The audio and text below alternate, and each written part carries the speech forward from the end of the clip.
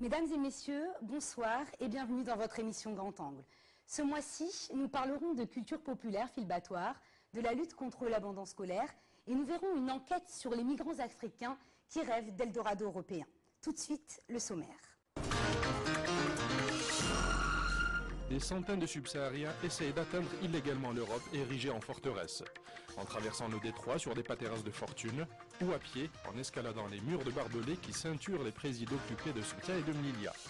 Des passages en force, souvent voués à l'échec, et qui font de nombreux blessés parmi les migrants. Sauvés par un vélo, c'est l'histoire peu commune de plusieurs dizaines de jeunes filles de Douar de Tiznit, au parcours scolaire et universitaire ininterrompu, grâce à l'octroi de bicyclettes pour assurer leur transport jusqu'à leur collège et leur lycée. Une aventure loin d'être terminée. Transformer les abattoirs désaffectés de Casablanca en un lieu permanent de création et de promotion de la culture. C'est à la fois un pari et un cri du cœur lancé par les militants culturels de Mashrek al-Anwar qui essaient de persuader les autorités communales du bien fondé de leur action. Ils sont nigérians, camerounais, maliens et sénégalais. Ils sont animés d'une même volonté, la recherche d'une vie meilleure et la poursuite d'un rêve de plus en plus inaccessible, parfois au péril de leur vie. Échoués aux portes de l'Europe et cachés dans les régions montagneuses au nord du Maroc, ces centaines de migrants défraient régulièrement l'actualité par leurs tentatives de passage en force vers les présides occupés de Ceuta et Melilla. Des tentatives brutales et souvent avortées par les forces de l'ordre espagnoles et marocaines. Alors qui sont ces migrants? Comment vivent-ils dans la forêt et qu'attendent-ils réellement de l'Europe? Les refoulés de l'Europe, un reportage de Ahmed Saber, Nabil Moussaïf et Nabila Choukrallah.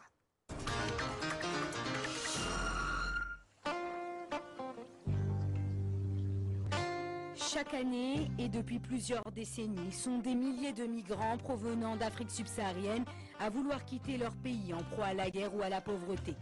Ils se lancent alors dans une traversée du désert, dans l'hypothétique espoir d'un passage en Europe.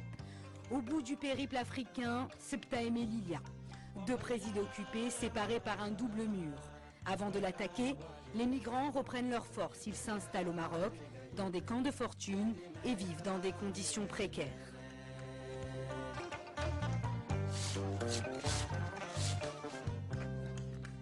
That forest is made for animal, it's not human.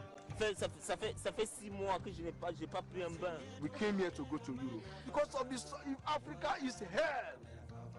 Le Maroc endosse malgré lui le rôle de gendarme de l'Europe et se doit de protéger les frontières, avec bien sûr tout ce que cela suppose comme effort sur le plan humain et financier. Le nombre de passages en force à la frontière ne cesse d'augmenter. Débordées, les autorités espagnoles et marocaines ont recours à la force. Des refoulements s'effectuent de part et d'autre. Cette approche sécuritaire renforcée par l'Union européenne est vivement dénoncée par les migrants et les ONG.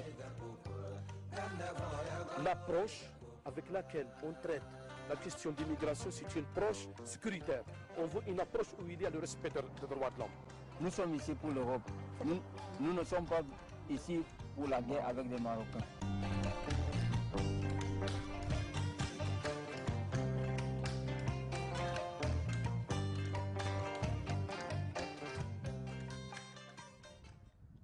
Melilla, préside occupé. Pour de nombreux candidats à l'exil, c'est une porte d'entrée vers l'Eldorado européen.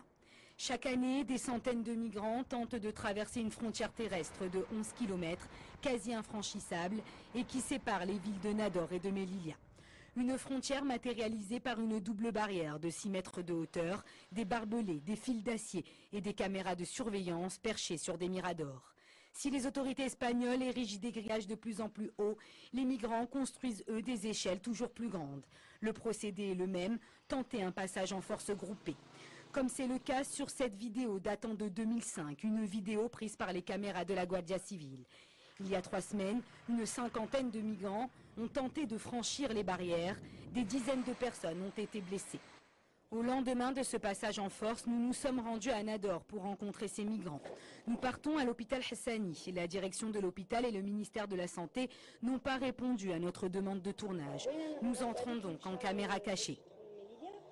Je sais كاينين 12 شوف هذاك اللي جابوا له 13 كاين اللي يسواني غادر الصباح الفايت كذا هوسبيتاليزي هذا هو يدخل هوسبيتاليزي راني ما سمعتكم منا اللي مخرج ثلاثه بهم اهو اسمه وكيل تمارا لانغو يوسف لامين اكس ما معروف اللي ما معروفش هو اللي دخل بيت الخطر هادو اوسبيتاليزي تو ليكستريم ايرجونس هذا هو اللي كان نضرب فيهم وهذاك ليكستريم ايرجونس واحد اللي خيطو انا قاعده معاه هذا كان مقلوب هذا رديتو له لبلاصتو هذاك ما يوقع له والو واحد اخر في واحد الريح هذاك ما يوقع له والو يخرجوا اللي بقى في السبيطار هو هذا اكس بليكس هذا عندك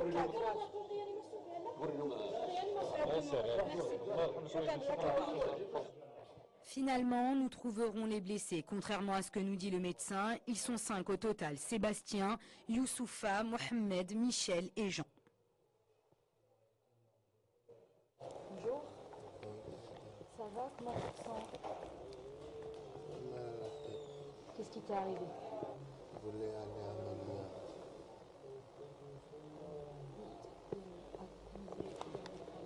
Aïe, aïe. Ils nous ont battus comme ça depuis 6 heures jusqu'à 11 heures qu'ils nous amènent à l'hôpital, on saignait. D'habitude, ils tapent. Mais pas comme ça. Depuis certaines personnes très sévères. Et vous avez répliqué? Non, ne réplique pas. Si vous répliquez, c'est la mort à la fois. Vous êtes là comme ça, vous criez pardon. Mohamed, pardon. Vous ne comprenez pas. Boum. Notre plan, boum. Tu connais les pieds, regardez.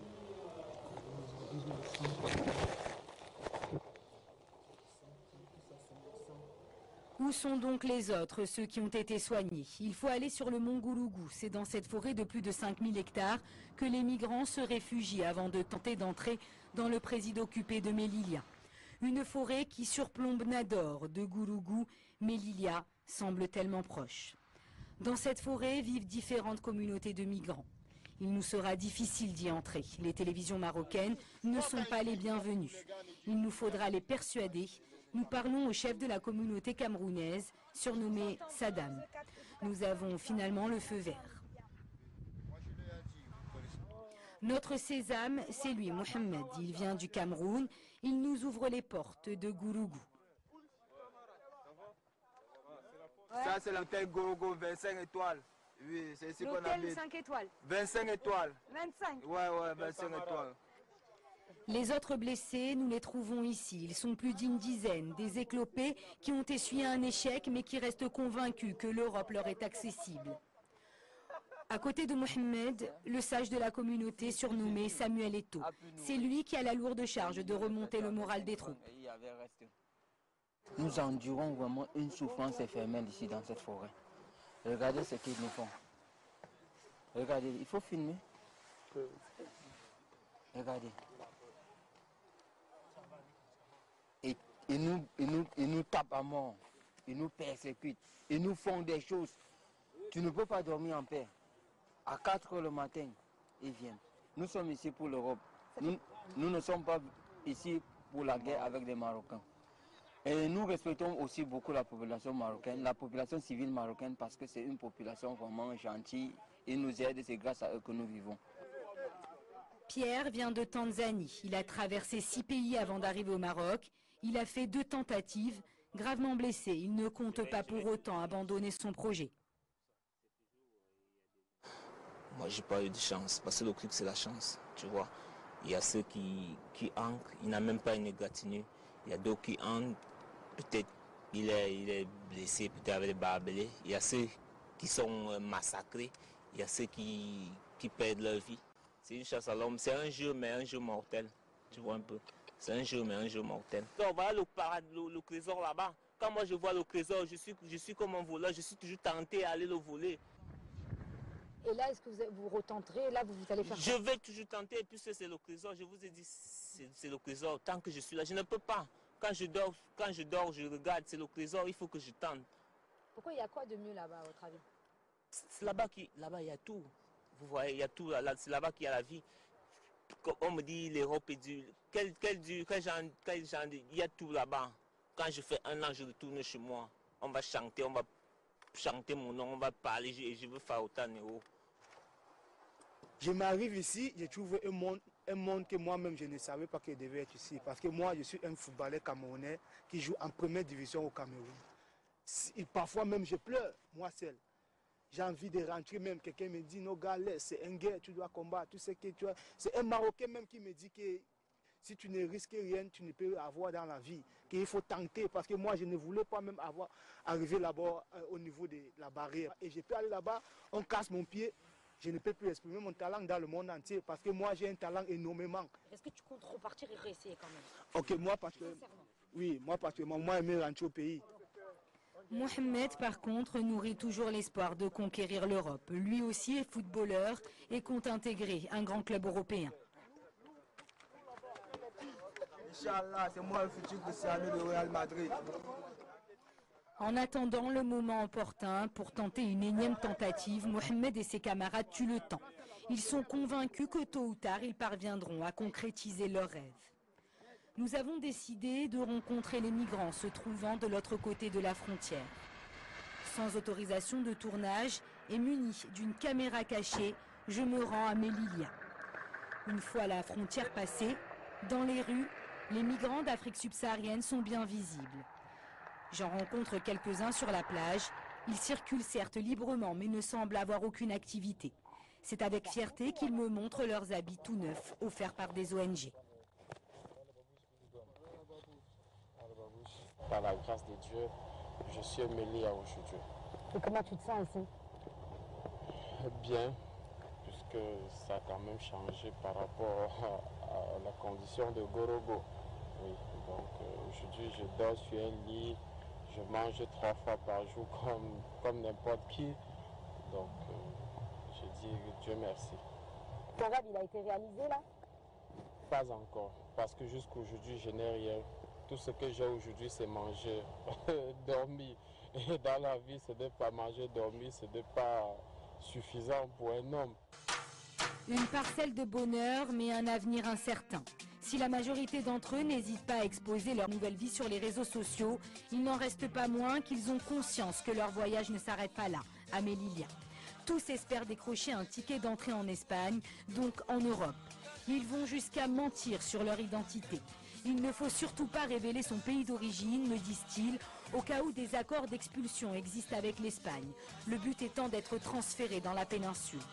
Et c'est ici que tout se décide, le Campo, un centre d'accueil temporaire pour immigrés.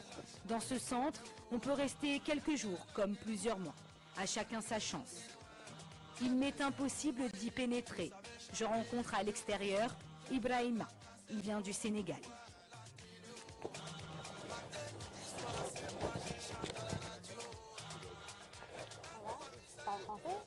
Ça fait longtemps que tu es ici? 2 mois. Comment ça se passe dedans? Ça se passe bien? C'est content? Ils t'ont bien accueilli? Ils m'ont bien accueilli, mais à la fin, je n'ai pas terminé. On m'a attrapé, un inspecteur nous a attrapé encore, nous a fait sortir au Maroc encore. Je suis rentré le 2e fois encore. Je suis avec mon père. Ça m'a fait 1 an et 5 mois maintenant. Ça fait 1 an et 5 mois que vous êtes dans ce centre, d'accord? Normalement ici c'est 6 mois. D'autres personnes viennent, ils font 3 mois dans laisser passer. Et nous on est encore. Tu attends quoi là maintenant? Je ne sais pas. Tout dépend de la médiateur. Et toi tu veux aller où maintenant? Si moi je pars en France. Bon, moi je suis venu en Europe en général pour jouer. Pour jouer au foot? Et alors, comment tu as fait pour arriver ici? Tu es passé par la mer ou par les grillages? La mer. C'est plus facile de passer par la mer. Parce que quand tu passes par les grillages, tu te blesses mal. Tu fais pas attention. D'autres meurent. Comment ça? D'autres meurent. J'ai rendez-vous avec José Palazón. Il est président d'une ONG qui défend le droit des sans-papiers. Il me fait visiter la ville et m'amène au mur, une zone militaire, point d'entrée des migrants, après avoir franchi les barbelés. Je ne suis alors qu'à quelques mètres de la frontière, un rideau de fer qui semble infranchissable. L'endroit est en apparence désert, mais José me dit que la Guardia Civile est partout.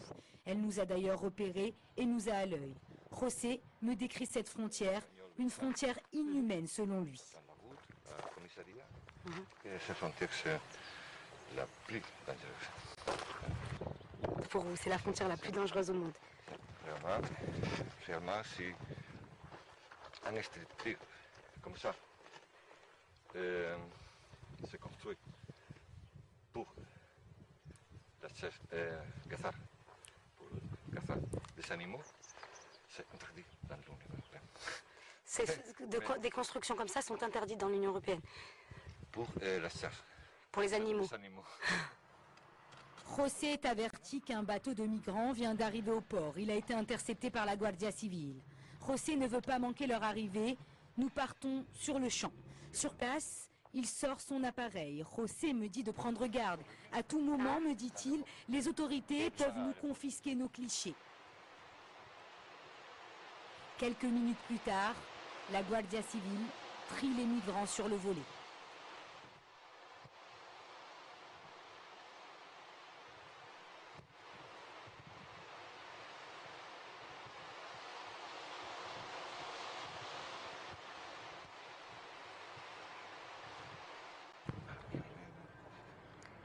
Non, los llevan à... Ils vont où? Norte. Los llevan al norte. Ah, ils repartent dans le nord, mais où? Parti à le Marocain. À notre grande surprise, le bateau censé rester au port de Melilla fait demi-tour en direction de Nador. Certains sont restés au port alors que d'autres migrants retournent à l'endroit d'où ils viennent. Interpellé par ce qu'il vient de se passer, José appelle le président d'une association des droits de l'homme à Madrid, afin qu'il puisse intervenir auprès des autorités espagnoles. Les clichés pris, José détient des preuves irréfutables. Donc là, tu me disais... Ce sont 15-20 personnes. Hein? Dans ce moment, il reste 3. Rapidement, il le porte en petit groupe. Les autres migrants ont-ils été débarqués? Si oui, où exactement? Voilà, c'est là. Oui, aquí se tu vois? 1, 2, 3 personnes. Là, tu as des preuves qu'il y a eu une violation. C'est une grave violation des droits de l'homme et de la loi espagnole, de la loi internationale. La Guardia Civil est responsable de ces personnes. Les lois, il dit, Guardia Civil, si Guardia Civil prend les immigrants, il doit les porter à commissariat. Mais, tu me dis, Guardia Civil ne sait pas ça. Il ne connaît pas la nationalité. Il ne connaît pas s'il va demander l'asile. Il ne connaît pas rien. C'est pas la loi espagnole, c'est pas la loi internationale, c'est la loi de la. Une violation du droit international relayée par la presse espagnole et le quotidien El País, ce qui s'appuiera sur les photos et témoignages de José. Un non-respect des lois par Madrid qui fait pression pour que Rabat signe un accord de réadmission. Accord qui donnerait toute légitimité à l'Espagne de renvoyer vers le Maroc toute personne entrée illégalement. Depuis une dizaine d'années, les discussions entre l'Espagne et le Maroc sont au point mort. Nous sommes à Oujda, ville frontalière avec l'Algérie. Oujda qui est devenue au fil du temps une véritable plaque tournante pour la migration subsaharienne. Nous rencontrons Hassan Amari de l'AMDH, l'association marocaine des droits humains. Il vient en aide aux migrants subsahariens.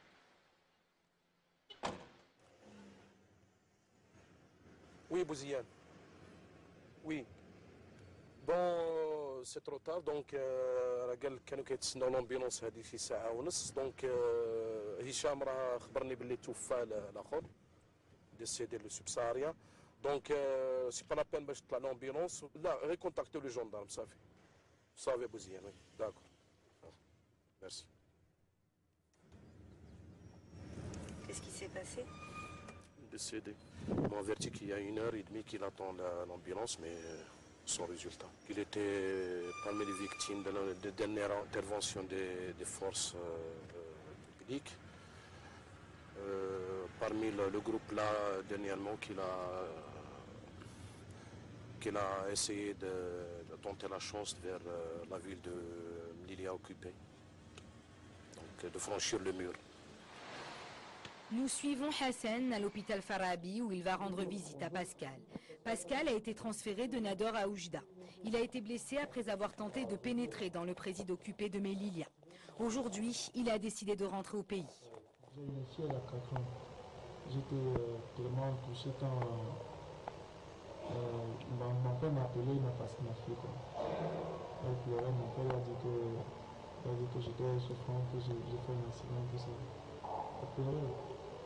Et c'est vrai que je n'ai encore rien fait pour elle. J'ai des remords et je me suis remis en question. Rentrer au pays pour tout recommencer. Avant de partir, Pascal a tout vendu dans son pays et a puisé dans ses économies pour entreprendre son voyage vers l'Europe. Il sait combien il sera difficile pour lui de repartir à zéro. Il reste toutefois soulagé d'être parvenu à conserver ses papiers et autres certificats dans sa course vers l'Europe. Pour repartir, Pascal a fait appel à l'OIM, l'Organisation internationale pour les migrations, une organisation intergouvernementale qui a pour mission d'assister les migrants dans leur démarche de retour volontaire vers leur pays d'origine. On a reçu plus de 1500 demandes de retour volontaire et malheureusement nos capacités ne nous ont pas permis de couvrir bien sûr la totalité de ces demandes. Pour le moment, nous avons un programme en cours grâce au financement de la Suisse et des Pays-Bas qui va permettre pour l'année 2013 d'assister 370 personnes. Donc cela vous permet d'avoir une idée un peu sur la différence entre la demande et les moyens que nous avons pour assister ces demandeurs de retour à regagner leur pays d'origine. Que faire alors pour les autres migrants qui ne peuvent rentrer au pays faute de moyens ? Ces derniers sont comme pris au piège, contraints malgré eux de retenter leur périple vers l'Europe. Selon la loi 0203 relative à l'immigration irrégulière, le Maroc est en droit de reconduire les migrants clandestins aux frontières par lesquelles ils sont entrés. Hassan nous montre l'endroit où ont lieu certains refoulements, à côté de la frontière maroco-algérienne. Vous voyez les véhicules là qui bougent? C'est la route principale algérienne qui mène à Mernia, à la ville là. Mernia, c'est là. On la route de ce côté-là, il y en a une rivière, c'est là où on met le subsaharien. On les pousse à traverser vers l'Algérie. Et après, il revient, il prend cette route-là. Cette route, soit cette route. Combien de kilomètres? Combien de kilomètres? 12 kilomètres et 12 kilomètres et quelques. Donc il leur faut vers 5 heures, 4h30 de marche pour y arriver à l'heure. Et c'est ainsi que la boucle continue. Une boucle sans fin. Nourris d'espoir, les migrants retentent à nouveau leur conquête de l'Europe. Une errance africaine qui se perpétue sur plusieurs générations d'immigrants, illustrant ainsi l'impuissance d'une politique de fermeté et de fermeture des frontières.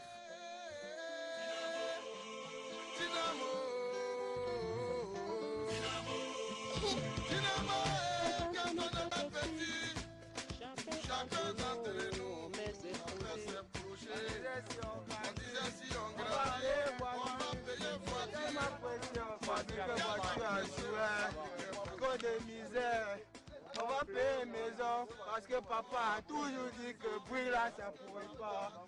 Grâce à Dieu, ça va un peu chez moi. Allahu Akbar, on va louer le Seigneur. Dynamo, Inch'Allah, Melilla.